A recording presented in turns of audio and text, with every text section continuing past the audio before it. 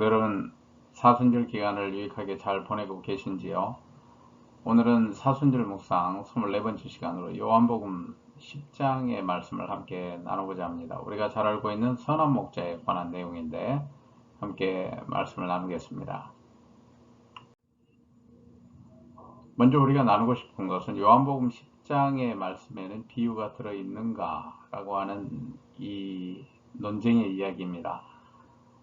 입장 첫 번째는 비유가 있다 이렇게 주장하는 사람들이 있고, 또 입장 두 번째로는 은유와 풍유가 들어있을 뿐이고 비유는 없다 이렇게 말하고 있는 사람들이 있습니다. 비유라고 말할 때 히라보 두 개를 우리가 보아야 되는데, 첫 번째로는 parable이라고 하는 이 단어입니다. 이 단어의 정의에 대해서는 우리가 이 화면에서 보는 것처럼 parable 비유이고, 또 proverb 자문이라는 말, 또 maxim 격언이라는 말, 이런 뜻을 가지고 있고, 때로는 비교 comparison 또는 illustration 예화, 또 어떤 설명하는 말이나 진리를 표현하기 위해서 설명하는 말인 경우에 이 파라볼레를 쓰기도 합니다. 그런데 이와 같은 정의 이외에도 또 다른 사전에서 이 파라볼레를 정의하고 있는 내용을 보게 되면 영어로 parable이라고 하는, 우리말로 비유라고 하는 이런 표현으로 번역이 됩니다. 그래서 공관복음서에 나와 있는 마태마가 누가복음서에 나와 있는 수많은 비유들이 예수님께서 하셨던 그 위에 말씀들의 번역은 결국에 이와 같이 parable 이거나 아니면은 또 다른 용어로 번역될 수도 있겠습니다만, 대부분 우리는 비유라고 하는 이 단어로 번역을 해왔습니다. 비유라고 하는 파라볼레가 성경에서 어떻게 쓰여졌는지 그 내용을 우리가 잠깐 보고 싶은데, 마가복음 4장 33절에서 34절까지 예수님께서 이러한 많은 비유로 그들이 알아들을 수 있는 대로 말씀을 가르치시되, 비유가 아니면 말씀을 하지 아니하시고 다만 혼자 계실 때에 그 제자들에게 모든 것을 해석하시더라 이렇게 말씀합니다. 마태복음 13장에 나와 있는 씨 뿌리는 자의 비유에 대해서도 거기에서도 이렇게 말씀합니다. 예수님께서 이 모든 것을 우리에게 비유로 말씀하시고, 비유가 아니면 아무것도 말씀하지 아니하셨으니 이는 선지자로 말씀하신 바 내가 입을 열어 비유로 말하고 창세부터 감추인 것을 드러내리라 함을 이루려 하심이니라. 결국에는 비유라고 하는 것은 믿는 자에게는 공개되고 믿지 않는 자들에게는 감추이는 굉장히 신비로운 그러한 기능을 하는 것이죠. 그런데 우리가 오늘 요한복음을 보고 있는데, 이 요한복음에 쓰여져 있는 단어는 파로이미아에서 파생된 단어입니다. 이 파로이미아는 대중적인 지혜에 대해서 경험적 진리를 간단히 핵심만 말하는 형식. 그런데 이 신약 성경에서는 베드로와 요한이 이 단어를 썼는데, 결국에는 이 단어도 패러블을 가리킨다고 하는 이 사실을 우리가 알 수 있습니다. 베드로후서 2장 22절에서는 속담으로 번역했고, 그 속담이라고 하는 것은 프로버브지요. 그러니까 잠언, 속담 이렇게 우리가 번역할 수 있는 것인데, 오늘 요한복음 10장 6절에서는 비유로 번역했습니다.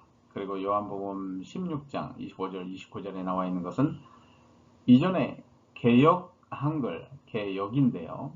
개역 한글에서는 비사로 번역을 했고, 그리고 개역 개정판에서는 모두 다 비유로 번역을 했습니다. 그래서 새로 번역된 이 개역 개정판에서는 요한복음 10장, 요한복음 16장에 나와 있는 이 파로이미아를 비유로 그렇게 번역을 한 것입니다. 이 비유라는 단어, 이 파로이미아의 정의를 한번 볼까요? 사전적인 정의로 보게 되면 가장 1순위로 패러블이다 이렇게 정의하는 사람들이 대부분입니다. 그리고 두 번째로는 진리를 포함하고 있는 어떤 간단한 말이죠.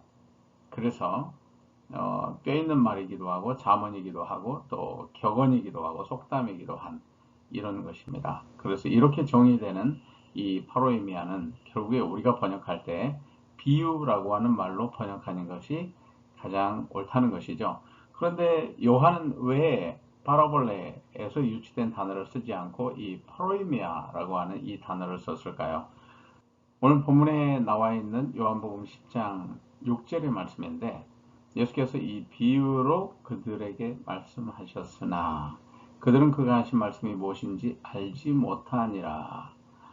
제자들이 결국 알아듣지 못하는 말씀을 하셨는데 예수님이 이들에게 알아듣지 못하도록 하기 위해서 이 비유로 말씀하신 것일까요? 아니면 알아듣도록 하기 위해서 그 비유로 말씀하셨는데 그들이 알아듣지 못했다는 말일까요? 요한복음 16장에 나와 있는 말씀은 이것을 비유로 너에게 일렀거니와 때가 이르면 다시는 비유로 너에게 이르지 않고 아버지에 대한 것을 밝히 이르리라. 예수님께서 하신 말씀입니다. 결국에는 요한복음 10장 6절에 나와 있는 이 비유와 그리고 요한복음 16절에 나와 있는 이 비유, 저는 생각하기를 비유라는 단어로 말하는 것이 옳다고 봅니다. 왜냐하면 요한은 예수님의 비유, 우리가 흔히 말하는 parables 하는 이 파라볼레라고 하는 이 단어에 해당되는 그 비유를 쓰지 않았기 때문에 단지 요한은 예수님께서 하신 그 비유의 말씀에 대해서 이와 같이 파로이미아라고 하는 이 단어에서 유추된 parable, 비유라고 하는 내용들을 써왔기 때문에 결국 우리가 우리 한글 성경에서 이해하기는 예수님께서 그렇구나, 비유라고 하는 말을 하셨구나, 비유를 통해서 가르치셨구나, 이렇게 이해하는 것이 옳다고 봅니다. 물론 우리 한글에서는 파라볼레와 파로이미아 이 두 가지 사이에서 어떻게 다른지를 분명하게 그 어감을 표현해 줄 수 있는 두 개의 단어로 나타낼 수 있는 한글이 없습니다. 단지 우리는 이 두 개의 이 히라보가 모두 다 우리 한글에서 비유라고 하는 말로 가르쳐주는 일종의 진리를 담고 있는 어떤 가르침, 때로는 공개하기도 하고 때로는 공개되지 않는, 그러나 공개와 비공개가 동시에 진행이 되는, 믿는 자들에게는 공개되고 믿지 않는 자들에게는 공개되지 않는 이와 같은 진리를 담은 짧은 격언의 말씀이 이 비유인 것을 우리가 이해한다고 하면 오늘 요한복음 10장에 나와 있는 말씀에는 반드시 비유가 있다고 이런 결론을 내리면서 이 말씀을 함께 나누고 싶습니다. 그래서 요한복음 10장에 있는 두 가지 비유가 있는데 이 10장에는 비유와 해석이 동시에 들어있습니다. 문에 관한 비유와 해석이 있고 그리고 목자에 관한 비유와 해석이 있습니다. 먼저 문에 대한 비유와 해석을 볼까요? 비유는 1절에서 3절까지 나와 있고 그 해석은 7절에서 9절까지 나와 있습니다. 볼까요? 1절에서 3절까지 쭉 말씀을 보면 내가 진실로 진실로 내게 이르노니 문을 통하여 양이 우리에 들어가지 아니하고 다른 데로 넘어가는 자는 절도며 강도요.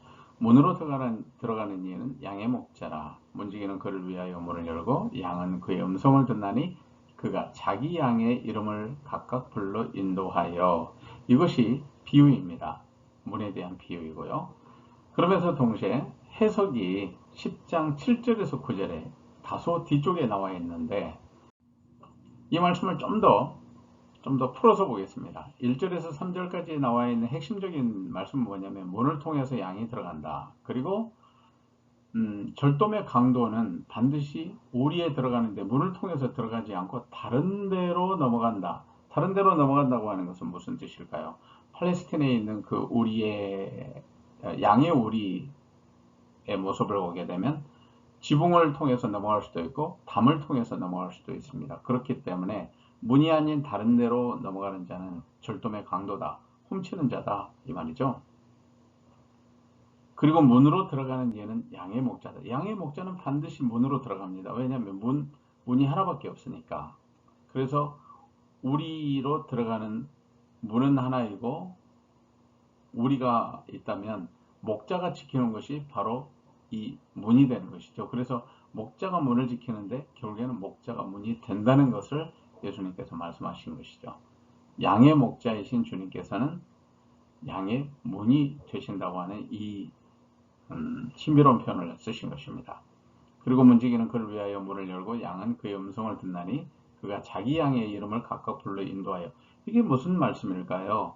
이 3절의 말씀은 문화적인 배경을 우리가 알아야 됩니다. 자, 그렇다면 이 비유의 말씀에 문화적인 또 사회학적인 어떤 배경들, 그리고 중동 지역이나 팔레스타인에서 있었던 그 양과 목자의 생활상, 이것을 좀 더 우리가 알 필요가 있는데, 양과 목자의 비유에 관한 것은 지도자는 보통 목자로, 그리고 백성은 양에 비유되어서 이와 같이 팔레스티나 및 중동 지역에서 사용되었습니다. 그래서 성경에서 보게 되면 하나님의 목자로 나오고 하나님의 백성이 양으로 나오죠. 하나님과 하나님의 백성이 이와 같은 비유를 통해서 나오는데, 창세기 48장, 49장, 또 시편 23편, 우리가 잘 아는, 그리고 전도서 12장, 이사야 40장, 예레미야 31장, 또 베드로전서 2장에 신약에도 이와 같이 나오게 됩니다. 그런데 우리가 특별히 보아야 될 것은 에스겔서 34장의 예언의 말씀이죠. 거짓 목자들을 혹평하는 말씀이 나오는데, 그러면서 참 목자가 와서 하나님의 백성들인 양인 하나님의 백성들을 돌보게 될 것이다. 예언의 말씀이 나옵니다. 그렇다면 오늘 이 3절에서 1절에서 3절까지 나와 있는 그 어떤 문화적인 배경을 이해하면 우리가 이 본문을 좀 더 자세하게 이해하게 되는데, 밤이 되면 목자는 양들을 우리에 넣습니다. 그런데 양의 우리에 한 목자가 자기들이 데리고 있는 양들만 넣는 것이 아니라고 합니다. 그래서 복수의 목자들이 자기들의 양들을 다 데리고 와서 한 우리에 넣기도 한답니다. 그런데 이 우리에는 지붕이 있고 담이 있습니다. 그래서 담과 담 위에 가시나무를 올려서 들짐승과 도적을 방어하는 수단을 세웁니다. 그리고 양의 출입구는 오직 하나입니다. 그런데 목자가 그 양의 출입구를 지키는 것이죠.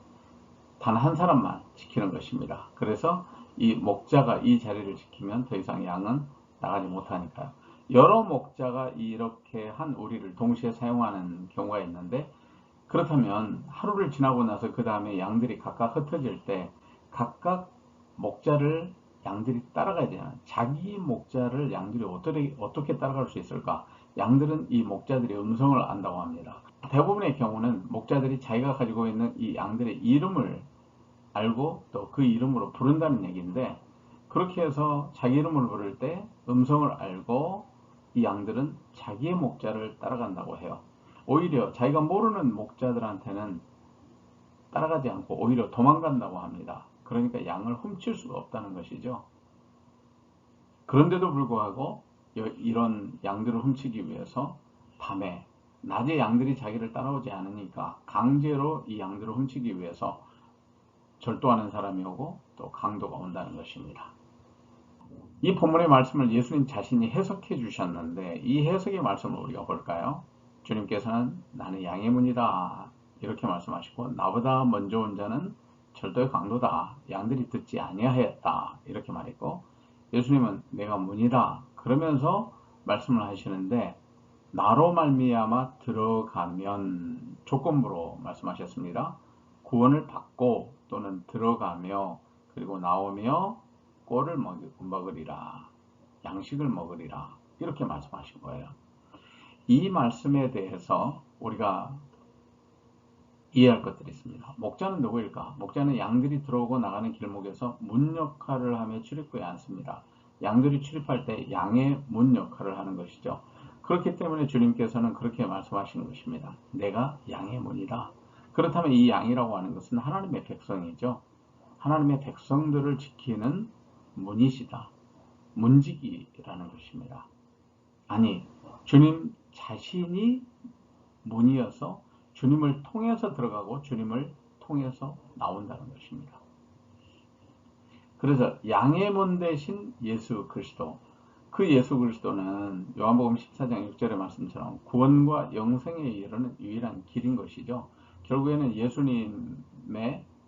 예수 그리스도의 그 길은 우리가 있는 곳에서 우리가 있는 곳에서 하나님이 계시는 하나님의 구원의 세계, 하나님의 나라로 가는 유일한 길이 되는 것이죠. 이와 같이. 그래서 참 목자장 되시는 예수 그리스도의 약물인 성도들은 반드시 양의 문이신 주님의 돌봄을 받게 되는 것입니다. 그것을 오늘 이 비유의 말씀을 통해서 양의 문이 되어주신 주님이 지키시는 그 양들의 우리를 말하는 것이죠. 어떤 사람은 그 양들의 우리가 바로 유대교다 이렇게 말하는데 저는 그렇게 생각하지 않습니다. 그것은 주님께서 유대교의 경계선을 넘어서 구원자로 오셨기 때문에 그 경계선은 이스라엘이라고 하는 경계선을 넘어서고 모든 인류에게 이 세계 온 우주에 해당되는 것이죠.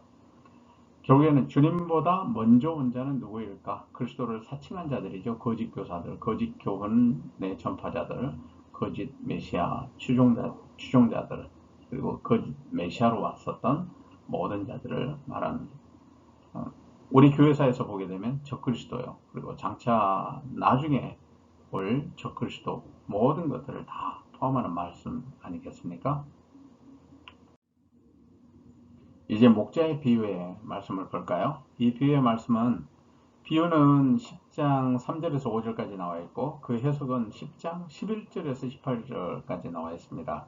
그래서 다소 이렇게 떨어져 있습니다. 그 사이사이에 먼저 양의 비유가 있었고 그리고 또 하나 목자의 비유를 주님께서 그 다음에 연속해서 말씀하시고 그 다음에 양의 비유의 말씀에 대한 해석을 먼저 하시고 그리고 목자의 비유에 대한 말씀을 해석하는 말씀을 이렇게 그 다음에 하신 이런 구조로 요한복음이 구성되어 있습니다.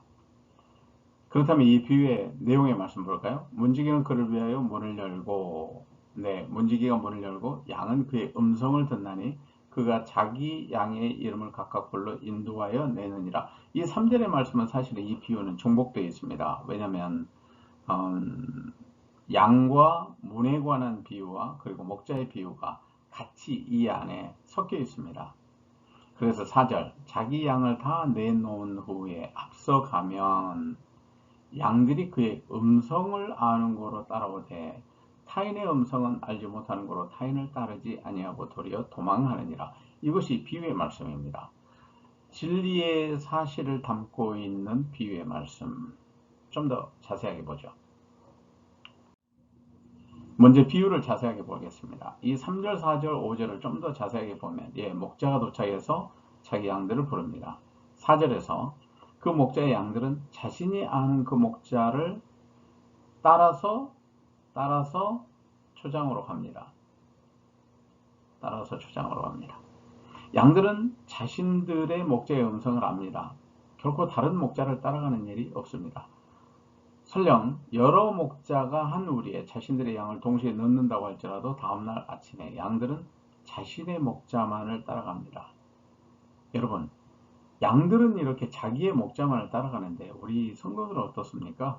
성도는 그리스도가 보내지 않은 목자에게 현혹당하고 유혹당합니다. 참 양만치도 못한 그와 같은 분별력을 가지고 있다는 생각이 들어서 부끄럽기도 합니다.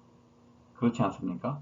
참 목자장 되시는 그리스도와 그의 보내신 목자를 분별하는 지혜가 필요한데 이 영적인 분별력이 없는 존재들, 그런 사람들이 성도들이에요. 그렇기 때문에 우리가 얼마만큼 깨어 있어야 되는지를 우리가 실감하게 되는 말씀입니다. 5절의 말씀에 보게 되면 타인의 음성을 알지 못하는 거로, 타인의 음성을 알지 못한다. 그러니까 자신의 목자의 음성만을 안다 이 말이죠. 그런데 우리는 어떻습니까? 목자이신 예수 그리스도의 가르치심을 중심으로 해서 배워야 되는데 그렇지 않고 쓰여진 하나님의 말씀이라고 해도 그것마저도 깨닫지 못하고 그것을 이상하게 가르치는 거짓 교사들이나 거짓 예언자들이나 거짓 목사들, 거짓 목자들, 그런 사람들의 가르침에 현혹되어 가지고 두 손 높이 들고 자기 영혼을 빼앗겨버리는 인생을 살아가는 것이죠. 이렇게 양들은 타인의 음성을 알지 못한다고 했는데 자기 목자만 안다고 했는데 타인을 따르지 아니하고 도리어 도망간다. 그런 나쁜 목자는 아니면 자기 목자가 아닌 그 어떤 목자가 착하고 선하다고 할지라도 자기 목자가 아니면 따르지 않고 오히려 도망간다. 이렇게 말하는데 오늘날 미혹당하는 많은 성도들은 쌍수를 들어서 거짓 그리스도에게 자기 영혼을 팔아버리는 이러한 일들이 있다는 사실을 보면서 안타깝게 그지었습니다. 정말 우리의 영혼이 깨어있어야 되겠죠. 이제 이 목자의 비유의 말씀의 해석을 보겠습니다. 11절부터 18절이라고 말씀을 드렸는데 10절부터 연결됩니다. 내가 온 것은 양으로 생명을 얻게 하고 더 풍성히 얻게 하려는 것이라.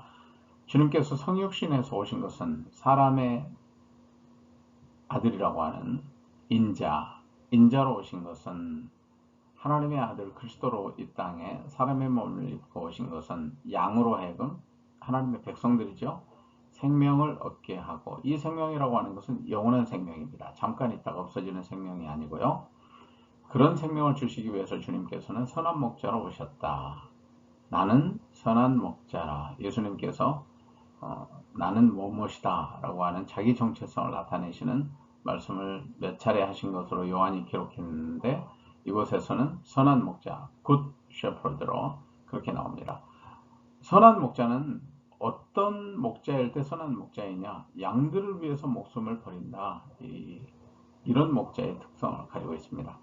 싹꾼은 아니라, 싹꾼은 양도 재앙이 아니고 자기가 살기 위해서 이리가 오면 도망간다는 것이에요. 왜냐하면 싹꾼인 까닭에 양을 돌보지 않으니까. 그러나 선한 목자는 양들을 돌보아야 되기 때문에 목숨을 버린다는 것입니다. 다시 주님께서는 반복합니다. 나는 선한 목자라. 나는 내 양을 알고 양도 나를 아는 것이, 하나님의 백성들을 내가 알고 있고 하나님의 백성들도 나를 안다. 마치 뭐고 같냐면 아버지께서 독생자 그리스도인 나를 알고 독생자 그리스도인 하나님의 아들인 내가 아버지 하나님을 아는 것과 같다. 그렇기 때문에 나는 양을 위해서 목숨을 버린다. 예수님께서 또 말씀합니다. 우리에 들지 아니한 다른 양들이 있다. 그러니까 우리 밖에 있는 양들이 있는데 그 밖에 있는 양도 내가 인도하여야 할 터이니, 다시 말하면 이 우리는 무엇일까요? 하나님의 약속을 알고 있는 사람들이겠죠. 이미 하나님의 백성들이 되었고, 그리고 그 약속의 자손으로 살아왔고 예수 그리스도를 받아들이는 사람들이겠죠. 그런데 이런 하나님의 백성들 말고도 주님이 인도해야 될 그러한 무리들이 있다고 말합니다. 그들도 내 음성을 듣고 한 무리가 되어 한 목자에게 있으리라. 아주 비전의 말씀을 주시죠. 17절 내가 내 목숨을 버리는 것은 그것을 내가 다시 얻기 위함이니. 주님께서 이와 같이 사람들을 인도하는, 구원의 길로 인도하는 그것을 다시 얻기 위함이니, 이로 말미암아 아버지께서 나를 사랑하시느니라. 아버지께서 그리스도를 사랑하시는 이유는 무엇입니까? 보내신 그 그리스도를 세상에 성육신하도록 사람의 모양으로 삼고, 그리고 보내신 그 목적을 위해서 목숨을 버리는 그리스도가 되시니까 하나님께서 그 그리스도를, 하나님의 아들을 사랑하신다는 거예요. 그래서 요한이 이 사실을 알기 때문에 보라, 세상 죄를 지고 가는 하나님의 어린 양이로다. 세상 죄를 다 담당하면 구약의 레위기에 나와 있는 제사법으로는 무엇입니까? 희생 제물이 돼야 되잖아요. 죽어야 되는 것입니다.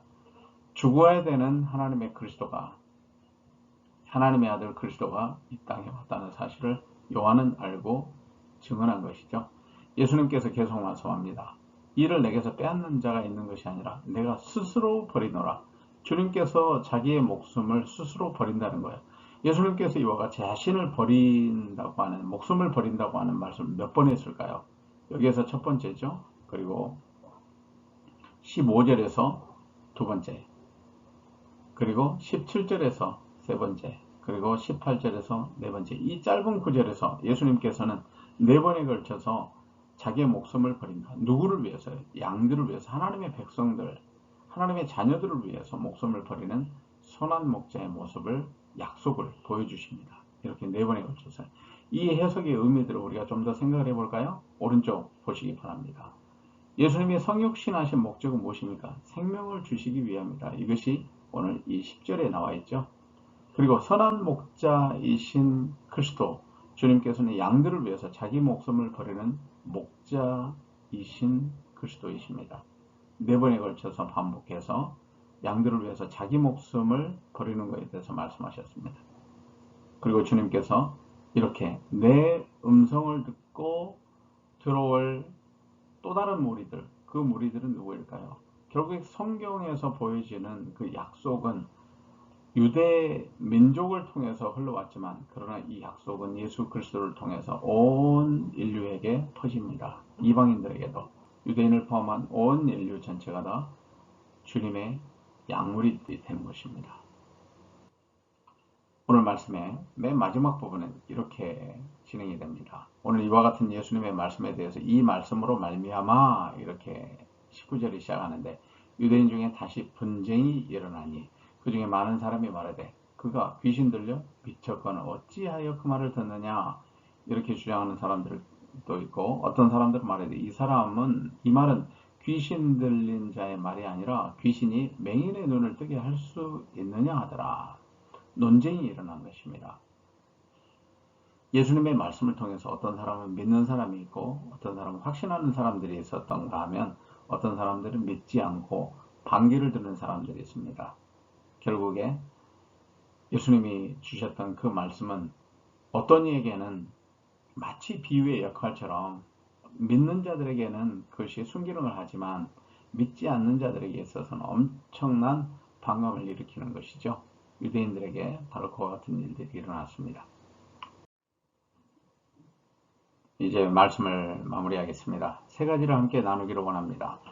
첫 번째로 나누고 싶은 것은 예수님께서 지상생활의 최대 목적으로 삼았던 것, 그것은 오직 하나, 죽으시기 위한 삶이었죠.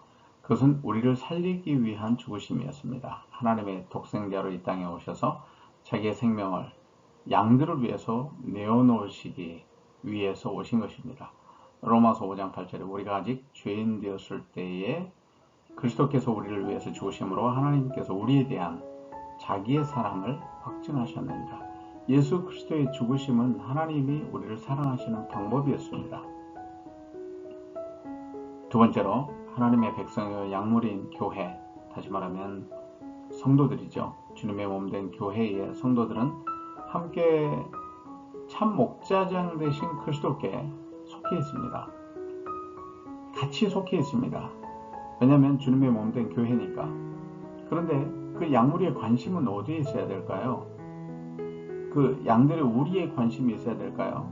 아니면 울타리에 관심이 있어야 될까요? 방어 수단에 관심이 있어야 될까요? 그런데 우리에게, 약물인 우리에게 가장 최대의 관심은 목자이신 그리스도께 그 초점이 맞춰져 있어야 되는 것이죠. 그런데 오늘날 우리의 신앙생활, 우리의 목회, 또 우리의 사역, 그런 많은 현장들 속에서 우리의 관심은 목자장 되신 그리스도께 맞춰져 있기보다는 주님께서 원하지 않는 그 어떤 것에 우리의 관심이 맞춰져 있는 경우가 많습니다. 주님이 가지고 있는 어떤 것, 주님이 주기를 기대하고 있는 어떤 것에 우리의 관심이 다 쏠려 있습니다. 그것은 주님의 마음과 연합하지 못하는 것이죠. 우리가 다시 정말 주님께서 원하는 그 내밀한 관계, 그리고 연합함, 그러면서 주님께서 우리에게 기대하고 소원하는 것을 성취할 수 있는 주님과 우리의 관계를 회복해야 되지 않을까요? 세 번째는 성경은 허위 보도가 아닙니다. 말씀이신 그리스도를 증언하는 복음서 이야기들도 허위 증언이 아닙니다. 그 복음서가 증언하는 것은 무엇입니까? 예수 그리스도입니다. 예수 그리스도. 그 주님을 믿고 오늘 우리의 삶의 자리에서, 우리 삶의 자리에 널려있는 수많은 반대와 도전들을 극복하고 나아갈 수 있는 믿음을 우리가 가질 수 있는가? 마치 비유가 믿는 자들에게는 열려있고 또 믿지 않는 자들에게는 닫혀있는 것처럼, 오늘날 복음서, 하나님의 말씀은 그렇습니다. 그 하나님의 말씀을 하나님의 말씀으로 받아들이고 믿는 사람에게는 영원에 이르는 길이 열립니다. 그러나 믿지 않는 자들에게는 결국 그 안에서 그리스도를 발견하지 못하고 영생을 발견하지 못하는 것입니다. 그리고 주님이 보여주신 공의와 사랑도 발견하지 못하는 것이죠.